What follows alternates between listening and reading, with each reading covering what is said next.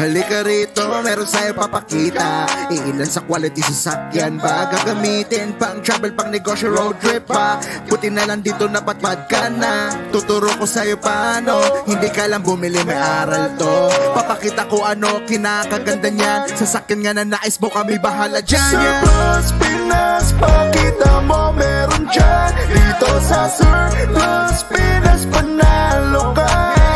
Presyo nga ba't kaya? Tiyak na makakatipid ka. Tara sa Surplus Pinas, tara. Surplus Pinas. Suzuki multi-caps, Isuzu drop side mini dumps, Mitsubishi Cancer trucks and more. Mga quality na trucks can wait more. Hey, pakikita ko sa'yo kada units. Makikita mo agad sobrang sulit. Para bago mo bilhin may idea ka, diba? Bibigay sa'yo yung facts at info mga to, diba? Meron pang mga mura, reasonable price, hanap mo kami bahala. Servisyo namin dito, walang palya-pulido pa. Kaya sa Davao, isa sa pinaka top seller. Surplus Pinas, pakita mo meron dyan. Dito sa Surplus Pinas, panalo ka. Presyo nga ba't kaya? Tiyak na makakatipid ka. Tara sa Surplus Pinas, tara.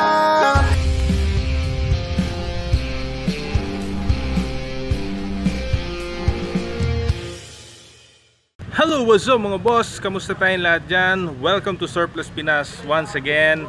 Dito naman tayo sa ating mini shop. Actually, mga last days na natin to dito sa ating mini shop. Kasi lilipat na tayo sa ating main yard kung saan yung MRDMC nag-reside. Yan po ang ating main company, MRDMC. Both yung mga branches natin dyan sa Santa Cruz, yung bagong open lang, and then yung Digos branch. So yan, dyan na tayo magfo-focus, pati yung mga unit natin para malaki yung space natin. Alright? So ngayon, may featured unit tayo. Ayan, nasa likod ko. So yan po, ang ating DA16T automatic 4x4. Alright? Order sa atin ni Bossing, taga dyan lang po sa Katalunan. Alright? Pequeño, Davao City lang. So yan, okay. Sige, check natin. Shoutout kay Bossing Romeo. Hello Bossing, magkikita na tayo in a while. Ayan, I'm sure excited na si Bossing Romeo sa kanyang unit. So, pakita natin muna dito sa vlog natin kung ano yung pinasetup ni Sir sa kanyang multicab. Alright, so without further ado, tingnan natin ang kanyang unit, DA16T automatic 4x4.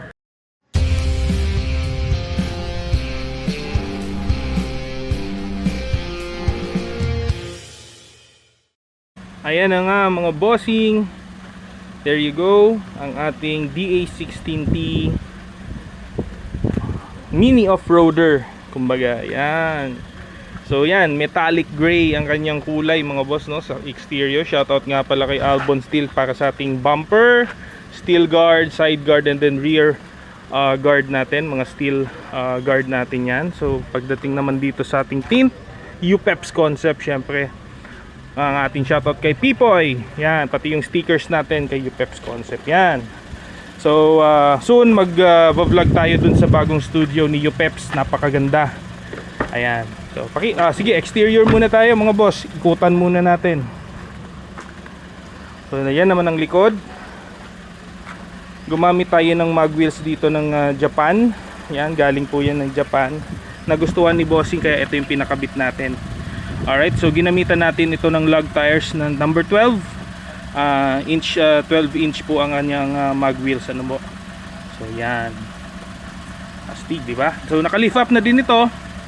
Medyo kakaiba nga lang yung ginawa nating approach sa lift up ng mga ganitong klaseng multicab, hindi tulad ng DA63T. So this one, dun tayo sa baba nagkaroon ng extension, plus syempre yung mga suspension kasamang transmission support, yung kanyang sa gitna. So makikita, I think somewhere andyan, sa pinakaibabaw ng transmission kailangan din siyang i-extend at least an inch. So nagdagdag din tayo ng molye, and then lift up kit na din sa likod ng ating unit. Alright, so yan po ang pinaka forma niya, yung canopy, ayan. And syempre meron tayong foldable trapal sa gilid ng canopy. So pwede siyang naka fold tulad niyan, nasa loob yung ibababa, and then may mga lock pin siya. So just in case umuulan, so kailangan meron tayong cover up. Alright, so foldable seat with the upholstery na din. Ayan, shoutout kay Dimit. Si Dimit po ang ating upholstery man.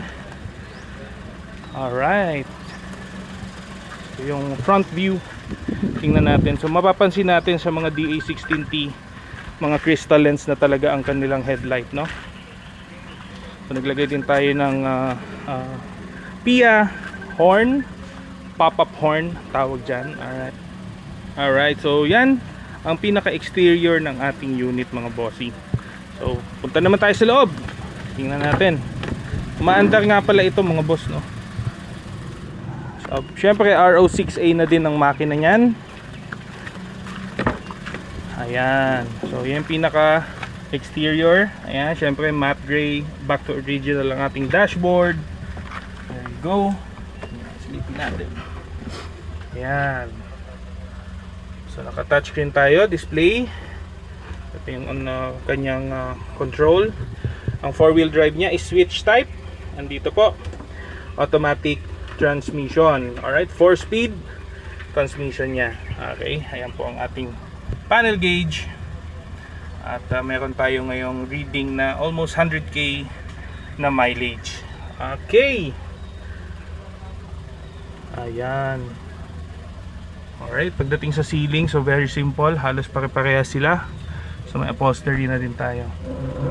And then yung kanyang headrest, yan, pahaba na. Okay, pahaba na yung headrest, hindi na tulad nung sa square type ng transformer pickup na tinatawag. There you go. Ayan ang ating mga panel sa gilid. Yeah, yan, maandar to. Okay, so sensor type pa din ang kanyang accelerator, wala nang cable. Ayan, makapansin natin. So yan. So siyempre OBD2 kailangan. Alright, so yan ang interior ng ating unit, mga bossing. Ayos na ayos. So ang makina nito, mga boss, no, hindi dito sa ilalim ng upuan. May access point siya dito sa bed. Yan, bubuksan po yan. So dyan ang access ng kanyang makina. So hindi na masyadong nadidinig pag nagda-drive yung driver, no, sa kanyang ingay ng makina. So hindi na siya masyadong madidinig. Alright, so dito yung battery sa right side. Sa mga DA630 nandun sa kabila ang battery. Alright, so yan ang ating RO6A. Ang gas tank dito na sa likod na din. Kung naalala nyo sa mga older model, yung cat eye na tinatawag, nandyan din yung gas tank nya. Okay, so yun lang ang ating DA16T automatic 4x4 para kay Sir Romeo, mga bossing. Ayan, astig naman talaga, formahan. Ayos na ayos.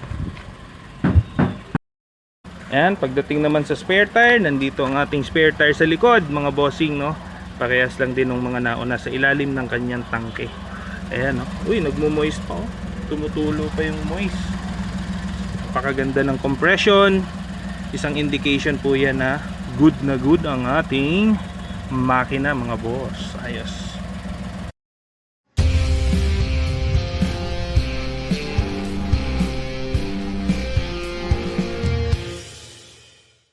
Alright, so yun na nga, mga bossing, yan ang ating DA16T pick up with canopy.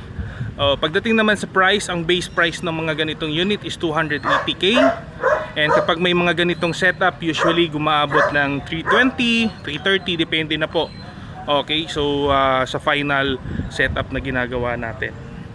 So yun lang muna sa ngayon, until our next video. May next featured unit na naman tayo. Shoutout kay Boss Romeo, salamat po sa pag-order. Kita-kits tayo in a while. And sa mga hindi pa subscriber ng YouTube channel natin, Surplus Pinas, mga boss, huwag kalimutan. And please like and follow our page, Surplus Pinas on Facebook. Kung may inquiries po tayo, dun po tayo magme-message sa page. Alright, mga bossing, thank you very much. As always, keep safe, drive safe mga boss. This is Ian of Surplus Pinas. Once again, I'll see you on our next video mga bossing. Surplus Pinas, yeah.